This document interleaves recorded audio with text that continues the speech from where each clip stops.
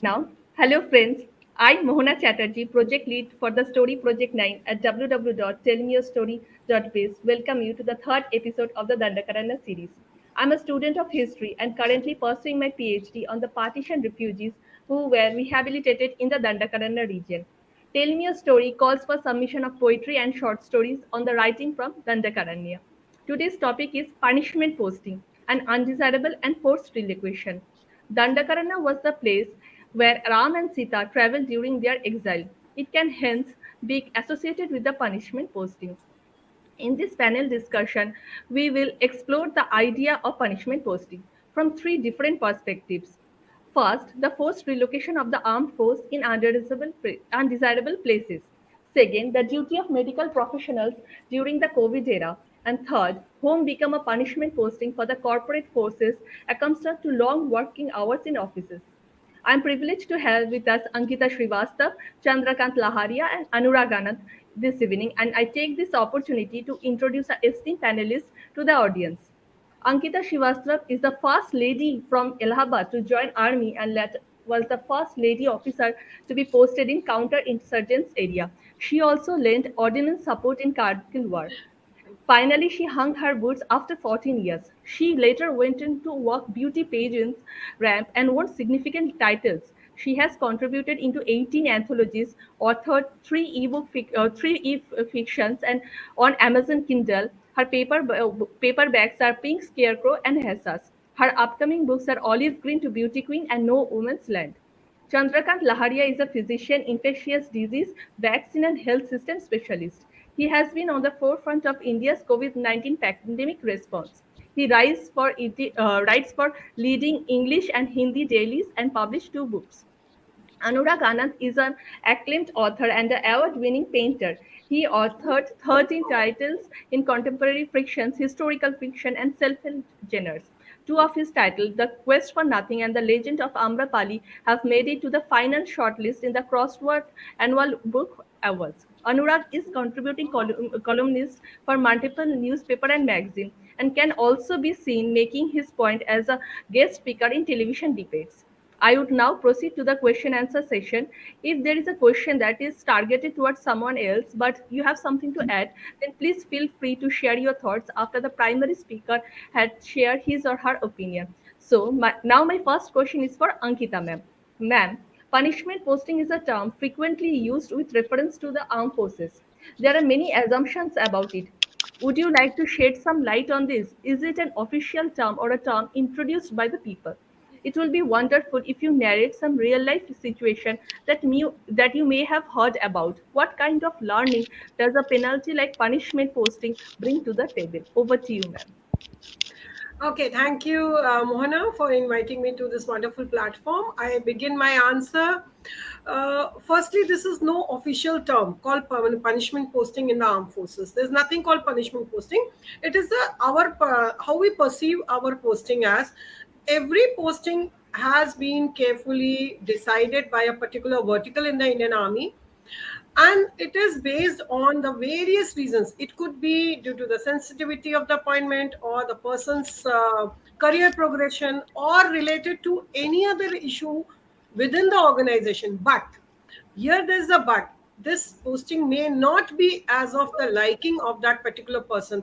For example, in case of lady officers having a male officer having his wife as a lady officer, both the couples in the army, earlier when I joined, there was not policy wasn't made how we will be posted, whether we will be posted together all through our tenure, all through our lives in the Indian Army, or whether we should be posted separately. So it used to be a Herculean task for me, my husband being in the Air Force, to run from Army to Air Force and shortlisting various stations where we will have to be posted, whether it was irrespective of the fact that it was remote area, dangerous area, we had in the mind that we should be posted together. So that is how I became the first lady also to go to the counter-insurgency. I volunteered for. Okay, but somebody had been posted there, then it could have become a punishment posting for that person. But though it was a very hard area, very difficult, going to the office every day alive and coming back to home alive was a major challenge in that area. I used to wrap myself with a with a shawl, my uniform, over my uniform, come home. Oh, acha, matlab today I've come alive. That was the scene like there. But then I volunteered for this. So it wasn't a punishment posting for me. Now, at the same time, I would say now the policies are in line. Now it's 30 years down the era. Now we have got, say, lady officers. It started in 1992, so it's been 30 years now since the women officers are in the army. Now the posting procedures are very, one posting you'll get with your husband, another second posting you may or may not get it, so you can't claim. Now, punishment posting definitely has been for those individuals who did not want to, due to certain family issues. Parents are old, if, or maybe they had certain issues, and but they were posted far flung areas due to the administrative reason. That is where he felt, that particular officer felt very bad.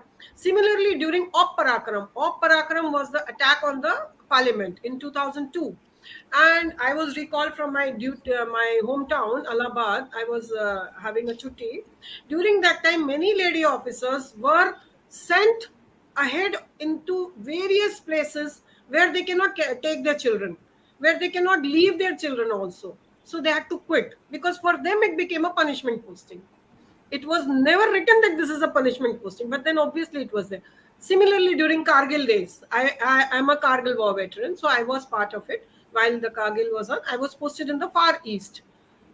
It was very difficult again, very, very difficult, but luckily I did not have children, so I could manage it effectively.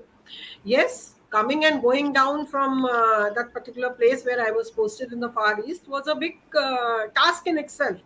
But then it got managed somehow, I think.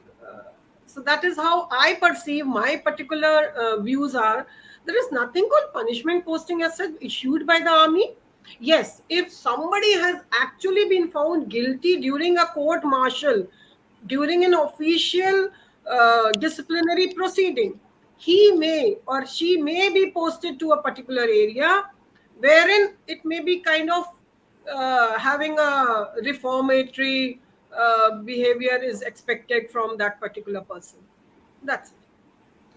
Thank you so much, ma'am. Like you are so courageous, especially when someone does something for the first time. It's like breaking the shatter, and you have shown that courage by taking up that responsibility of doing something for the first time. We are normally scared for the first time, no? Like what will happen? We have so many things in mind. You have just crossed across that, break that barrier, and have like opened the world for all the other women who are now in Indian Army. Thank you so much, Yes. ma'am, Thank and you. thank you for a wonderful response.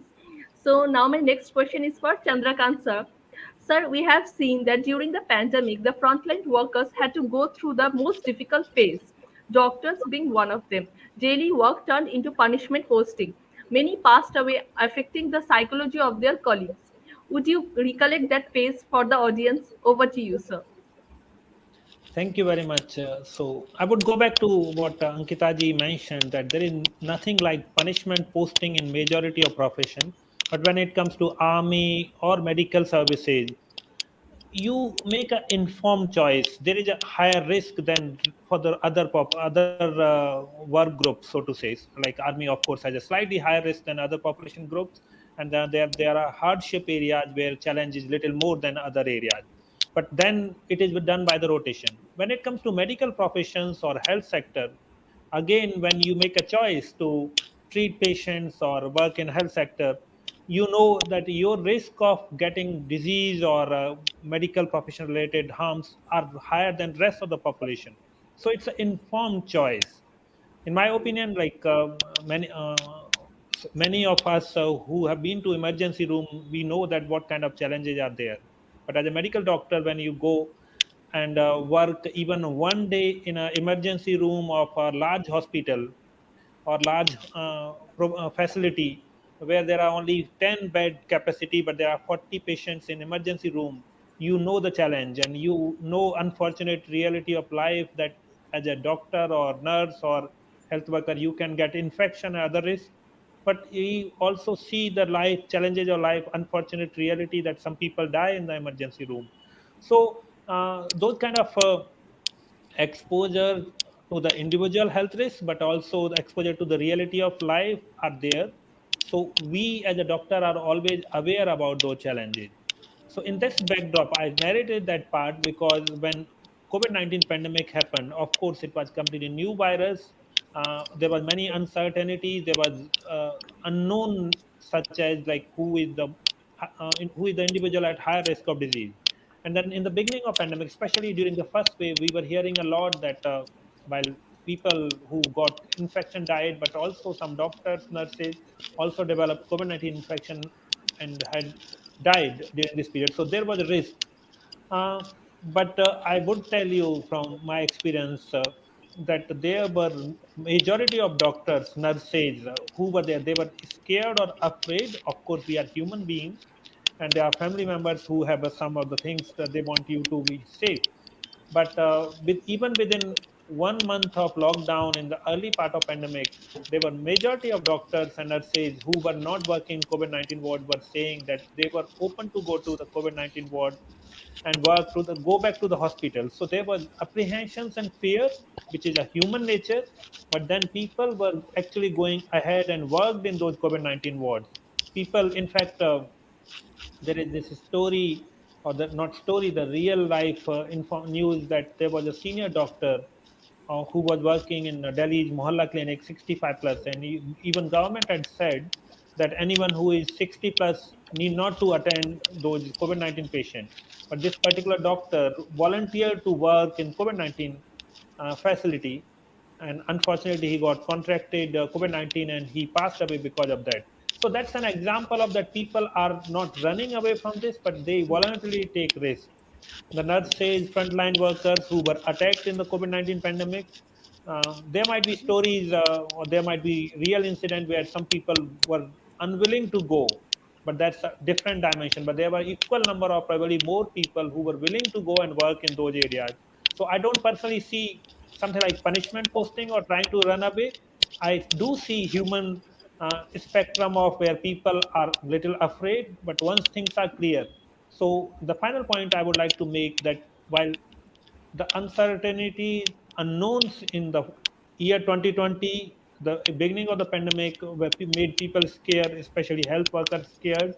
But in the second wave, which was even worse than the first wave, as we know, and subsequent waves, the hospitals, healthcare facility, doctors, people were willing to come forward. Once we know the risk in the life, which is of course higher, but at the same time, doctors, nurses are trained and taught to save life, and they were volunteering. So no one in my circle, and I don't know anyone who saw COVID-19 pandemic or work in the COVID-19 as a punishment posting. And I think that's itself such a big achievement for this country. Thank you so much, sir. Firstly, I'd like to thank you for wonderful service to the society because during the pandemic, we all are locked up in or safely into our houses, but the doctors they have to like take the risk and go. Otherwise, we as a society would have perished. So thank you for your service and for also for the insightful conversation just now. So now I would like to proceed to our next question, and it's for Anurag, sir.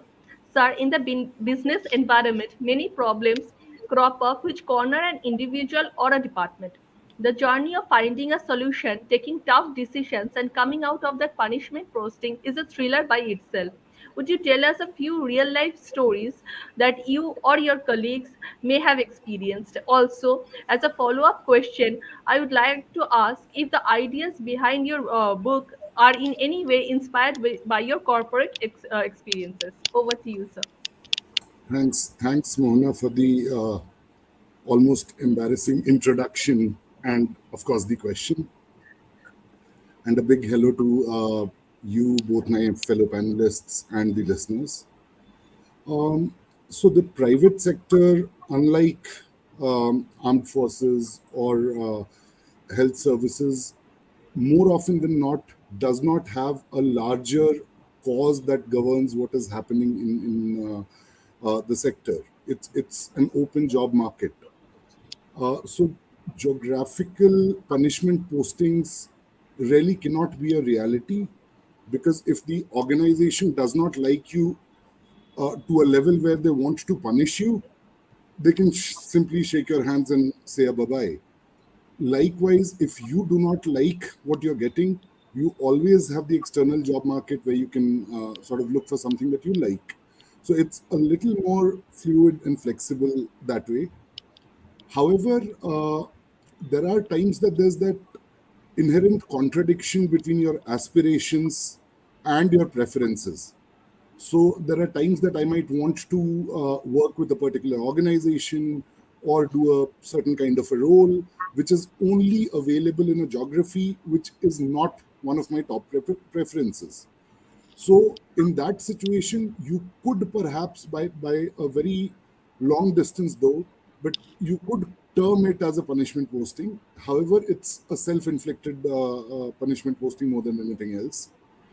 And in such scenarios, because you've taken the decision yourself, you've got yourself there. You don't have anybody to externalize or to blame for where you are. It's a lot easier to endure whatever you've sort of raised your hand for. And more often than not, you find yourself accomplishing or ticking certain boxes for which you went there in the first place. So I'll take my own example since you asked for anecdotes. Towards the initial part of my career, fresh out of B school, um, there was a certain sector that I wanted to work with, and I graduated in 2002, which was the 9/11 year, horrible industry situation, bad placements. So I didn't get the job that I wanted. About a year later, I got an option with the company that I'm still working with. Uh, it was a dream job. However, it was in a state that I've never been to. It was in Rajkot, Gujarat. Nothing was familiar. I had no friends there, no family. The culture was not familiar. First time I tasted the food, which was dal also being sweet, it was a shock. However, once you're there with a purpose, you meet people, you create your own circle, you learn to live there, you adapt. We are all, as humans, we are adaptable, right? But most importantly, whatever extra time that you have at hand, the choice is yours. How do you want to use that? So I could have sat down and fretted and fumed and said that, oh, where am I? And I need to get out of here and whatnot. I opted against doing that. And that is when, incidentally, I ended up writing my first book and my journey as an author began. So eventually, the choice is always yours as an individual. You might find yourself anywhere, but what you do with that place, with the time that you have at hand, is entirely your choice and nobody else's. Thank you so much, sir. But I there think was, you have sorry, also. Mona, Huh. sorry, there was another part to your question. If my books are inspired by Yes, what sir. I see around me in the corporate world, so the historical fiction works are certainly not. We don't have mummies that we work with. Uh, uh, However, anything in the contemporary fiction space, I would not say is inspired entirely by something that's happening around me. At least I haven't written anything in that space. However, as writers, you tend to be a little over observant of your surroundings, of the people that you engage with on an everyday basis. And invariably, and this is not conscious, subconsciously, you find certain quirks that you see in people, certain traits which make them stand out. You see them slipping into the characters of your books, your stories, and that's a very normal and a natural process because you draw on your own experiences, your own surroundings more often than not to shape your stories. So that happens, but no, it's not a entire lift and shift. It's just some shades here and there that you'll find of people, of incidents, of organizations. But that's where it sort of begins and ends. Thank you so much, sir, for your insightful conversation. And I especially feel like what you are doing is like you are bringing two very different worlds together, because corporate job is very much tough and it's totally on another dimension. And writing is it's beautiful and it's totally on another side. And you are bringing the best of the two worlds together. And by that, you are doing a very commendable job. And I believe it's not easy at all, because the to bring the best combination, you also have to have that thing na, inside you. So thanks for your service. Thank you so much. I need to record this and play it back to my boss someday, but thanks. Yeah. Okay, so my next question is for Ankita, ma'am. Ma'am, from army to beauty pageant is a notable shift. When such offers come to life and subsequent changes happen, what are the fears associated and what are the rewards of defeating those fears? Please tell us with reference to your experiences. Over to you, ma'am. Okay, thank you, Mona. Okay, fear is not in my dictionary. That is so not at all in my dictionary. I am not afraid of anything in my life. I am drawn to challenges, actually. So once I left army, because in the army when I went, I am from the pioneer batches. I'm from one of the pioneer batches, initial batches. So when I went into the army, nobody wanted to accept women in uniform. Actually, the subordinates, the colleagues, they were like very, very skeptical about our performance, our behavior, our conduct, our josh, and our basically how will we behaving like a boss to our jawans, the soldiers. Now that demanded a high degree of discipline, and a high degree of discipline to that extent that we do not show our girlhood. I was just a 24-year 25-year-old girl, but I it demanded that I don't show my girlhood. So in fact I never I was actually a tomboy. I never got converted into a girl. I never got converted into a woman. Actually, I became an officer, from tomboy to officer. So I was adapted into the folds in a very masculine aura. The aura was complete. I'm just single lady officer in the unit, posted where nobody else is a female in uniform. What do you expect me? I'm seeing masculinity all around. So it started getting into my head, and I started behaving like a man. For 14 years, I was a man, to proving that I'm not a girl or not a woman to the organization or to the nation, because my performance was obviously watched by many up the top. I had to come to that level of their expectations. I couldn't have been a अरे चोट लग गई, I'm crying, or I have to घर जाना है types ना, या बच्चे रो रहे हैं types. It was never there. It was always there. The duty is there. Now with this kind of momentum when I was in, when I left army, because in those days 14 years was the maximum period a woman could serve in the Indian army. I had to come out. Otherwise, I wouldn't have come out. My blood is still olive green. Now, once I came out, now in the civil world, nobody is ready to accept a masculine figure or a person or a woman who's actually a woman but not behaving like a woman. I did not know how to be like a woman. Now, this was a challenge. I thought I have to undergo a crash course to learn how to be a woman. And that's where I went for a beauty pageant, which was a 180-degree shift from what I was, with only two poses known to me, Savdhan and Vishram. I walked the national beauty pageant ramp, and I posed, and I learned how to pose actually. Thank you so much, ma'am. And I was just thinking, like how you rocked in the two different worlds. Like, uh, as you're saying, the very ramp walk is very girly and very different, no? So you own in that field as well. It's not like you just joined and you like perform some ramp walk. You overcome that one also. Like you are a winner in Yes. both fields. Yes, So that that's was very something. difficult. That was very difficult for me to stand in a manner which was expected to me, expected by the beauty pageant standards, to answer them in that manner, to wear those dresses. It was very difficult. I had no knowledge of anything. What is a lip liner? What is a eyeliner? I had no knowledge. I had no knowledge, zero knowledge.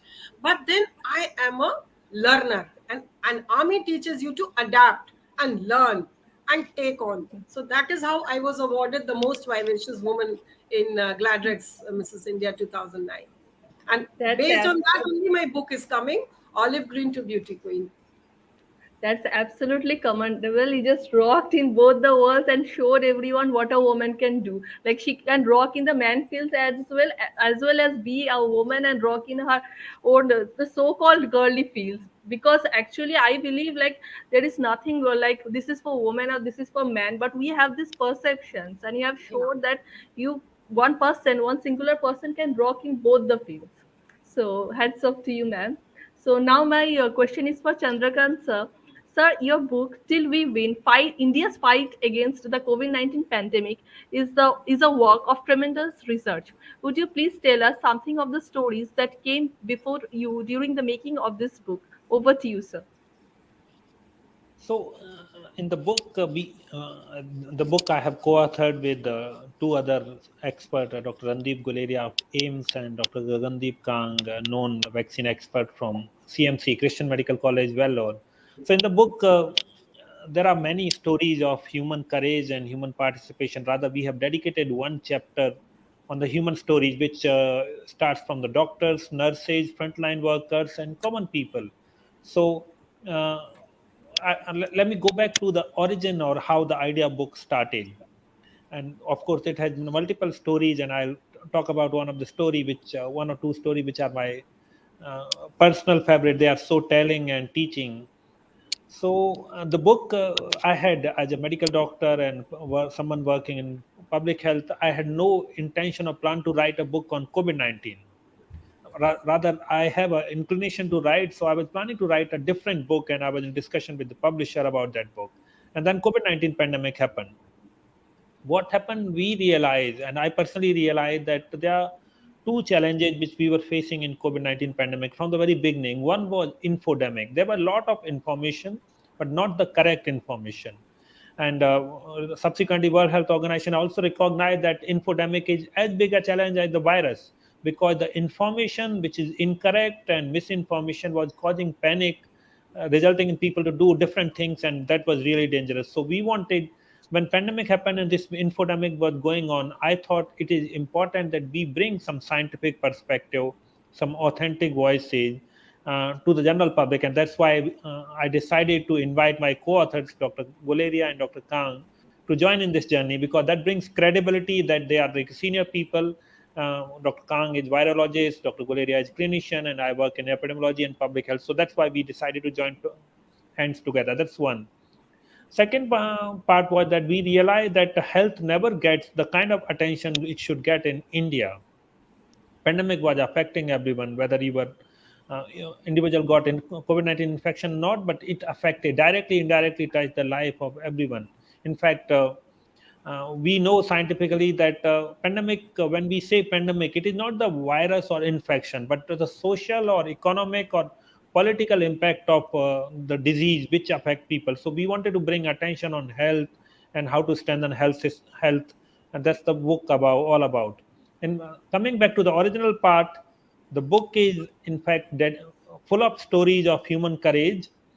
And we as author decided to dedicate book to the frontline worker, female frontline workers in India. So our book is dedicated to the accredited social health activists, the female 1 million worker who were recently awarded by WHO the Global Health Leader Award. So Asha, Anganwadi worker, and the auxiliary nurses. These are the three people we have dedicated the book. There are many stories which I narrated from different walk of life, where common citizens started feeding people during the lockdown and other aspects. But one of uh, the story which touched my life and really very touching, is that in the first lockdown, migrants or the people who moved to different cities were worst affected because of various restrictions. But we narrate story of one of the group of migrants who were halted in a school in Rajasthan. So because they were not allowed to move away, or because there were restrictions or lockdown. So when the migrants were there in that school, they were the migrant workers who used to do painting and other things. So they decided to whitewash or paint the school. So when they had come, the school building was really in bad condition. But when they had left, it was painted in really well mannered, well planned, and then the children who would have to return to the school, they can enjoy the new building, which is whitewashed, free of cost by the laborers who were standing there. So that's what the telling story of human challenge, that while people are challenged by various aspect, virus, pathogen, pandemic, but in the end, even the worst crisis brings best out of some of the people, and you leave that place better than when it was when you arrived at that place. That's what the migrant did, and that's a story of human courage from a section which was worst impacted for me. So this is a book full of those kind of stories. That sound absolutely amazing, sir, because you are trying to bring out something very positive from something that we all consider so negative. Because in life, everything has a mixture of positive and negative, and we you just need to find the positive. So I really liked your viewpoint, and I'll definitely like get a copy of this book as soon as possible. Okay, now over to Anurag, sir. Sir, the pandemic had made the very home a punishment posting for a lot of people. Work from home was stressful for many because their office was a space to meet for more people. It was even more difficult for some homemakers and senior citizens who got some time for themselves when the others were at work. If you would like to share that phase, you are welcome to share inspiring stories that you may have heard or experienced. Over to you, sir. Sure. So yes, when the lockdown happened, nobody was expecting it, prepared for it, or knew how to live it. So there were multiple problems that people faced. First and foremost, we didn't really understand how meetings could happen on a laptop screen and how could you close out important conversations there. Uh, Mohana, I think, has dropped out, but I'll just continue to speak. Uh, that was clearly one. But other than that, especially in big cities, people didn't have the infrastructure. So if there were three people in the house with school or work commitments, you didn't have three separate desks where you could take your calls or engage without interfering with each other. So that was another problem. The third problem was that there were others at home. You had, and then just because there were others at home, help was limited at most times. You had commitments towards them. So that called for a lot of flexibility, which you did not require when you're out of the house and in an office for a fixed time duration. So it certainly took a lot of adapting, and people had burnouts. People were really going crazy trying to understand how to adapt to this new system. But one great thing that happened was that everybody was in it together. So the management was in it. They had their own problems. Every individual had their own problems. So everybody understood what people across the value chain were going through, and they were willing to accommodate. The flexibility was something which sort of existed. And consequently, once people got used to that way of working, I think it turned out to be very productive again for people who wanted to make it productive. For a lot of us in the corporate sector, we often complain about uh, the work life balance being a little skewed towards work. We got time with our family, our children. Um, in my case, I was able to spend a lot of time with my daughter. And during the two lockdowns, she, in fact, at the age of 9 years, she authored her first book, which came out, which was published. So there are people who couldn't prepare a cup of tea for themselves, who I've seen posting fantastic looking dishes on Instagram and here and there. So people, once they settled in with what they could not shake off, they really used this time judiciously and tried to extract whatever they could out of it. And that, I think, is what I would say. It was trying times, but humanity, more often than not, as we've seen it in more difficult situations that I'm sure Dr. Chandrakant or even Ankita in her line of work would have experienced, humanity always comes out on top. And that's why we are not extinct today. Despite all that we do to Mother Earth, to each other, we are all still alive and breathing. And that's, I guess, the only reason, the human spirit. Sorry, you're mute, Mona. We can't hear you. Huh. Can you hear me now, sir? Yeah. Yes, loud and clear. Huh. Thank you so much for your insightful answer. You just brought a new paradigm to the whole I thought thing. And I thought you got scared of the answer and you dropped off the call. no, no, actually, my internet was a bit down, and I was in the backstage. uh, I Just a just went joke. backstage. I was there, but I was able to hear you. Okay. So now my next question is for Ankita, ma'am. Ma'am, punishment posture refers to the feeling when one is muddled between multiple complications. Your book, The Pink Scarecrow, makes the characters trapped into many such situations and finally trace their way out. Please tell us more about your book. Over to you, ma'am. Okay, thank you, Mona. So, The Pink Scarecrow was my debut book in 2012.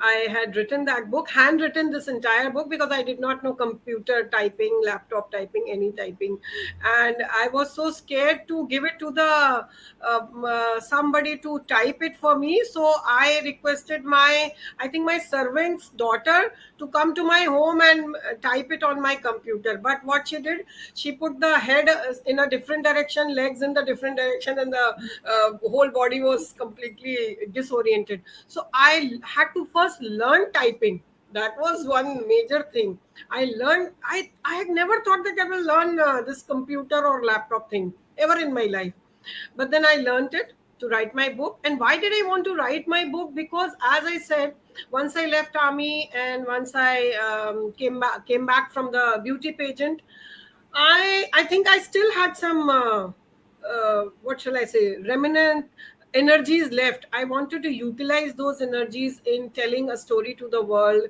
And I, being brought up in a very regimental manner in my childhood, and in the school also, I've studied in a convent, so I was every day either standing with my finger on my lips, and at home my dad never used to allow me to speak. So I had all the words rumbling in my intestine ever since I was, I think, born.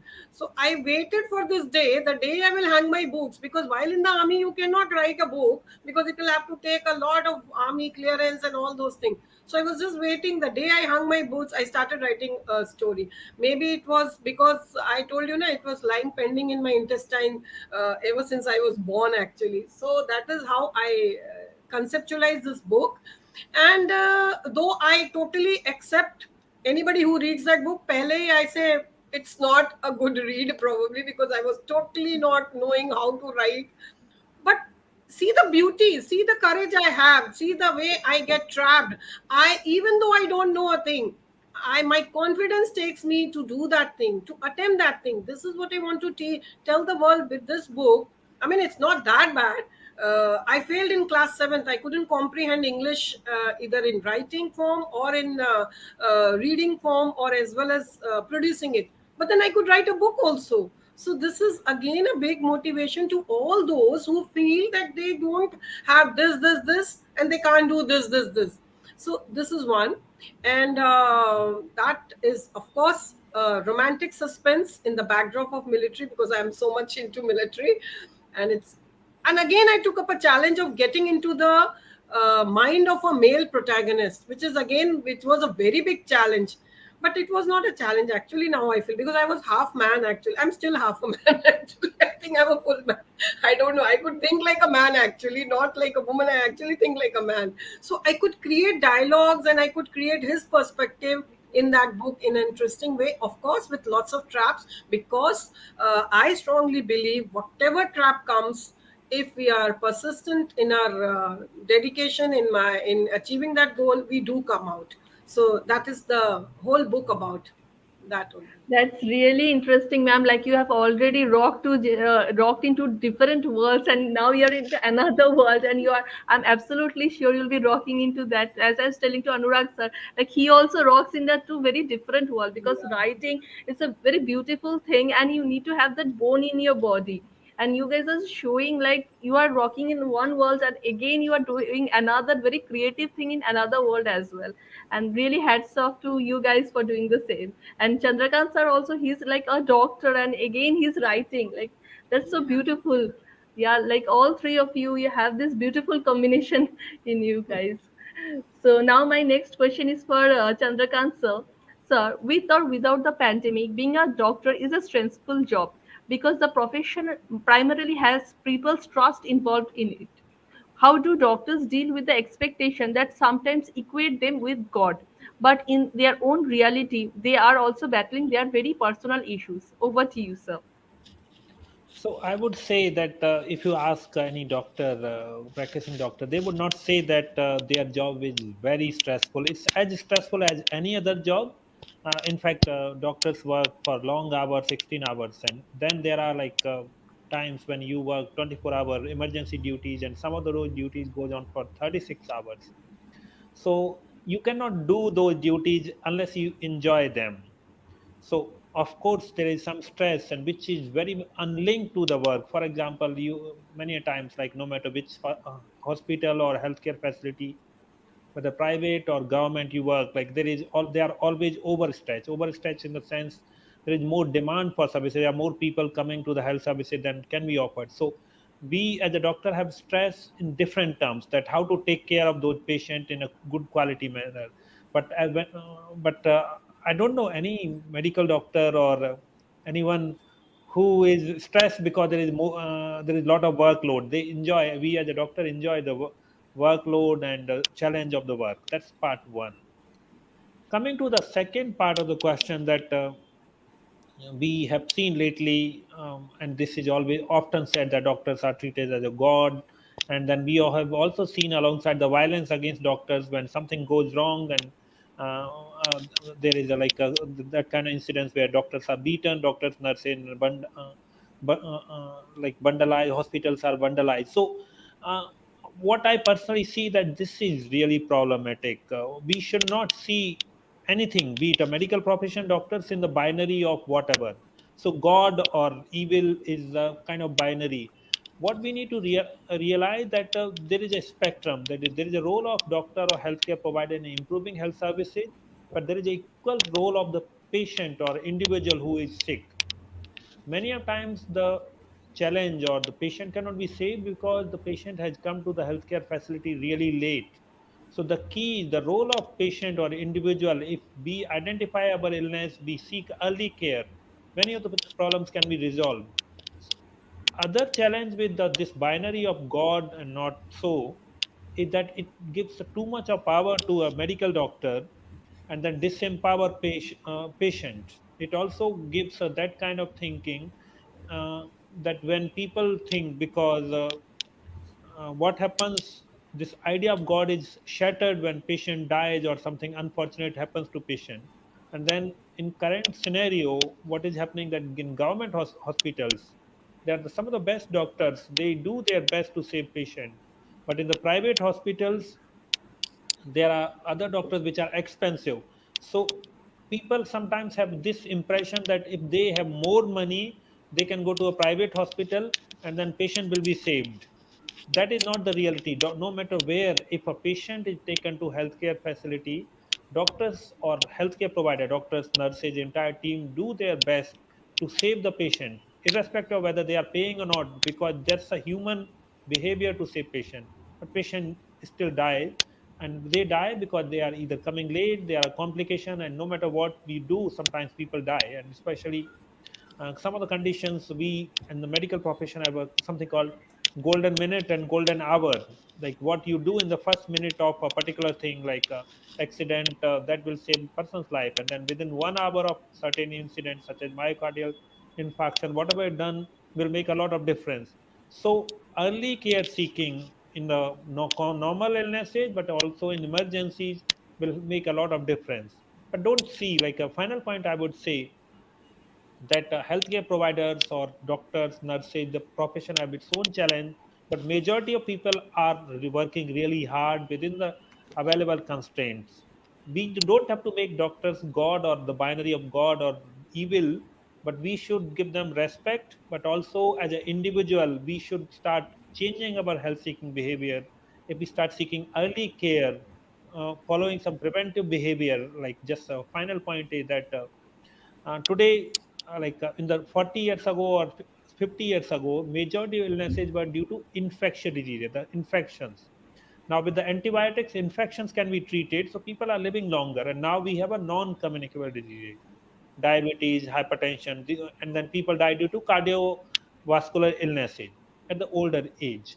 But what would be surprising to know for many, that around 80% of the cardiovascular disease, myocardial infarction, can be prevented by four preventive behavior. These four preventive behavior are healthy eating, regular physical activity, no smoking, or moderate or very no use of alcohol. So healthy eating, prevent physical activity, regular physical activity, no smoking, and no moderate use of alcohol. These can reduce 80% of the preventable illness.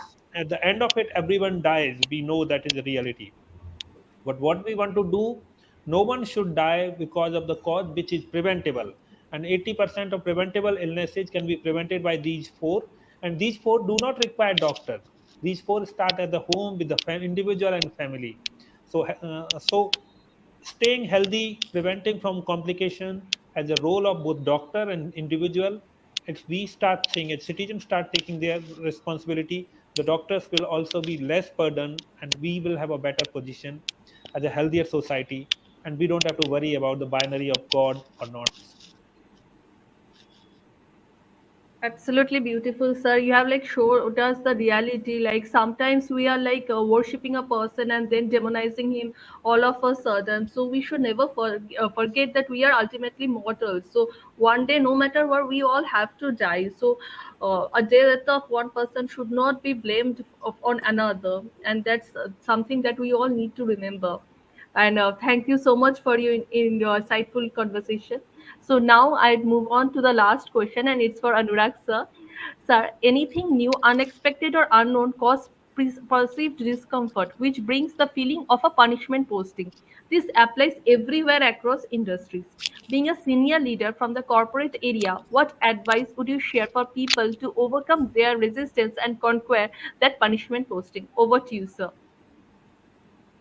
Uh, See, as I said initially, it's punishment posting in the corporate sector. It really is a bit of a antithesis.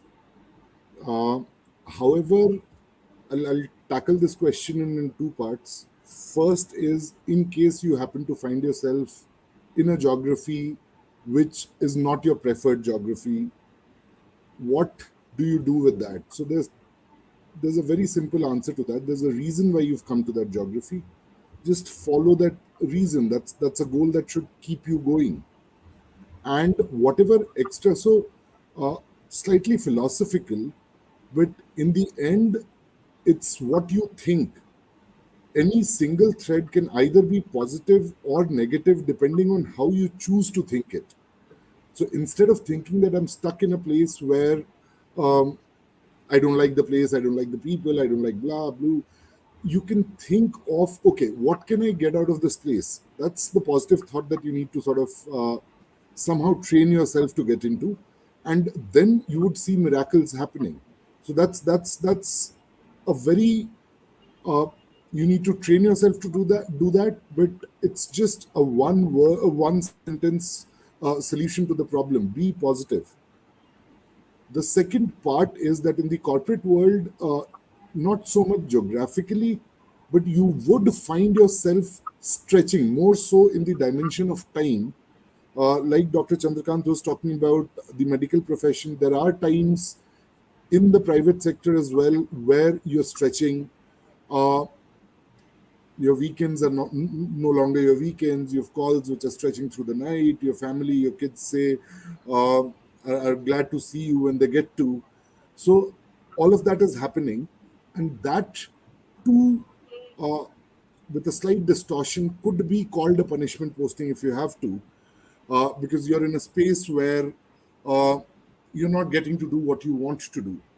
Now, in that space, the good news is that there's a lot of research in the recent years which has come about, which suggests that the most productive time for any human being is limited during the day. And unless and until you get your free time, you get your refresh breaks, you do not work at your full potential, which actually gives diminishing returns to the organizations. So this realization has actually prompted. Uh, there are some countries which are experimenting now with 4-day work weeks instead of 5. I'm hoping it becomes a reality in India someday too. Uh, but yeah, so that's happening. Organizations today are okay with people completely switching off over the weekends. Um, you can, irrespective of you who you're speaking to, you can tell them that I'm on leave and I will respond to this particular communication once I get back, and nobody takes offense. That's happening. It's a journey. We will get there, but traditionally we Indians have been a little more passionate about doing what we do and showing it to the world. So in that space, sometimes we tend to take the stretch onto our own selves. However, gradually the world is changing and it will get there, and that will be like a safer space and more productive space for everybody as individuals and as organizations. Thank you so much, sir. Like you have so many positive, such a positive outlook, and think your juniors will have a lot of things to learn from you, like how to deal with problems and all. And now I have No, to no, go to the I'm not speaking to my subordinates with an audience on live on a live platform. So there I'm different. but still you have this positive outlook now, which is very important because everything depends upon it. Like how you look at into the problems, like are you seeing it as something an obstacle or something from which you can learn and overcome. So now let's proceed to the conclusion part. So now I'd like to thank all of our panelists for the very insightful conversation and your time this evening. Tell Me Your Story calls for submission of poetry and short stories for the writing from Dandakaranya. We will return with our next panel discussion very soon. Till then, stay well, stay safe, stay happy, and good night. Thank you. Thank you. Thank you.